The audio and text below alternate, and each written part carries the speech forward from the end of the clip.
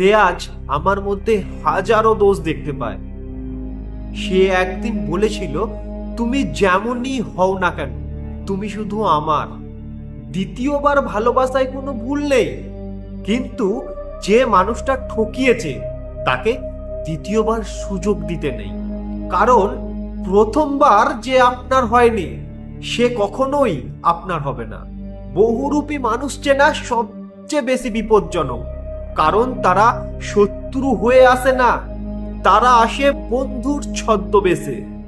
আর আঘাতটা দেয় ঠিক তখনই যখন আপনি তাকে সম্পূর্ণরূপে বিশ্বাস করতে শুরু করবেন। বন্ধু, আজকের এই স্বার্থের দুনিয়ায় আপনি একটা মানুষকে মন দিয়ে ভালোবেসেছিলেন, তাকে আপনি আপনার দুনিয়া ভেবে নিয়েছিলেন।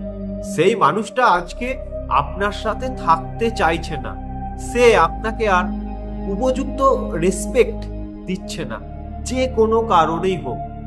রিলেশনের মধ্যে ঝগড়া, কথা কাটাকাটি, বিভিন্ন রকম অশান্তি হতেই থাকে।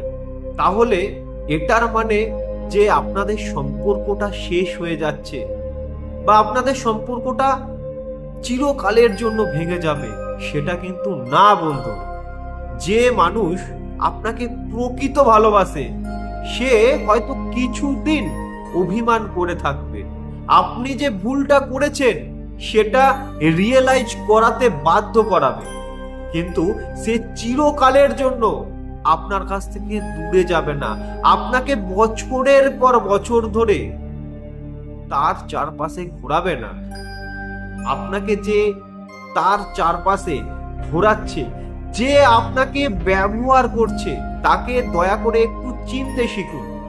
আপনি ভালোবাসার জন্য তার পিছনে ঘুরছেন, আপনি তাকে আপনার সমস্ত কিছু দিয়ে দিতে চাইছেন, কিন্তু সে সেটা নিতে চাইছে না। সেটাকে রিয়েলাইজ করুন যে আপনার ভালোবাসাটা সে আর নিতে চাইছে না। এই সময়ে আপনাকে তার কাছ থেকে একটু দূরত্ব বাড়াতে লাগবে, তার কাছ থেকে সরে আসতে হবে, তারপরেই সে আপনার গুরুত্ব বুঝতে পারবে। এই রকম সিচুয়েশনে যারা পড়ে তারাই রিয়েলাইজ করতে পারে যে এই সিচুয়েশনের কষ্টটা কি।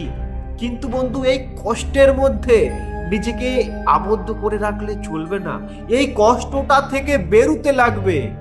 আপনার যেই দুনিয়াটা, আপনার যেই এই পৃথিবীটা, সেটা আপনাকে বুঝতে লাগবে। আপনার কি কর্ম, আপনার কি দায়িত্ব, সেটাকে আপনাকে রিয়েলাইজ করতে লাগবে।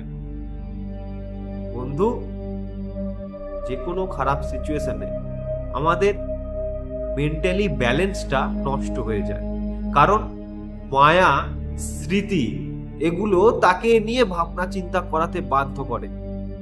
একটু নিজেকে ঠান্ডা রাখুন, নিজেকে একটু কন্ট্রোলে রাখুন, মেডিটেশন করুন, দেখবেন নিজের মধ্যে সেই ক্ষমতাটা ফিরে পাচ্ছে। তারপরে আপনি ঠিক সঠিক ডিসিশন নিতে পারবেন, ঠিক সঠিক পথে এগুতে পারবেন। এই সময়টাতে নিজেকে একটু ভালোবাসুন। নমস্কার।